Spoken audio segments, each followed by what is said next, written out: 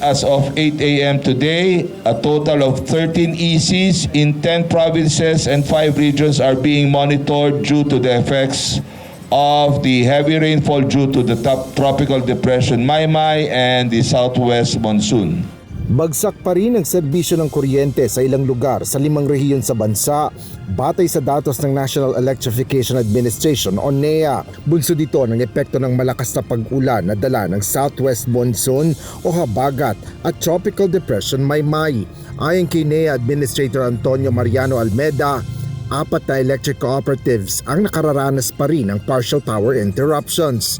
Kabilang dito ang Benguet Electric Cooperative of Beneco, Zambales Electric Cooperative 2 o Sameco 2, Pampanga Electric Cooperative 2 o Pelco 2 at Oriental Mindoro Electric Cooperative o Ormeco.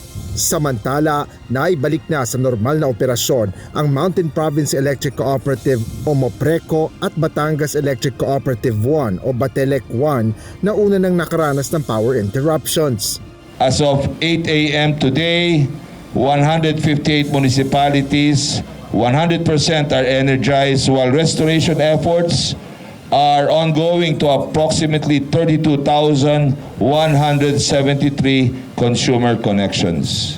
An initial combined estimate damage cost of 4.4 million covering Beneco, Ormeco, and Sameco 2 has been reported due to weather disturbance. Samantala, inihayag ng Department of Energy o DOE na nagsagawa sila ng simulations para sa immediate, medium-term at long-term measures para palakasin ang supply ng kuryente. Partikular na ito sa Visayas grid kung saan muli na namang nakararanas ng mga red at yellow alerts. Habang apektado na rin ang pagnipis ng supply ng kuryente ang Mindanao grid. Kabilang sa mga agarang solusyon na nakikita ng ahensya ay ang pagpasok ng battery systems na maaaring makatulong sa pagkontrol at pag-stabilize ng grid.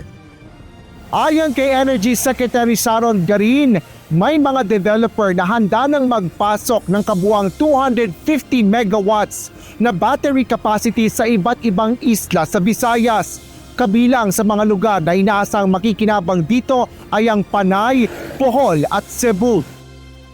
Ngunit paliwanag ni Garin, kailangan munang matapos ng NGCP ang mga kontrata bago maisama ang mga battery system sa grid. We've asked NGCP to wrap up the contracts kasi we have found willing developers to bring in 250 megawatts of batteries in the different islands of Visayas. We asked this from them on the last week of June. Hanggang ngayon po. So I'm taking the opportunity, calling on the NGCP to finish all these contracts kasi kung wala yung kontrata, hindi siya makakapasok sa grid, tuloy-tuloy po ang pag-suffer ng mga taga-Visayas and probably Mindanao also. Asher Kadapan Jr., UNTV News and Rescue. Diyos ang aming sandigan, serbisyo publiko ang aming pinahahalagahan.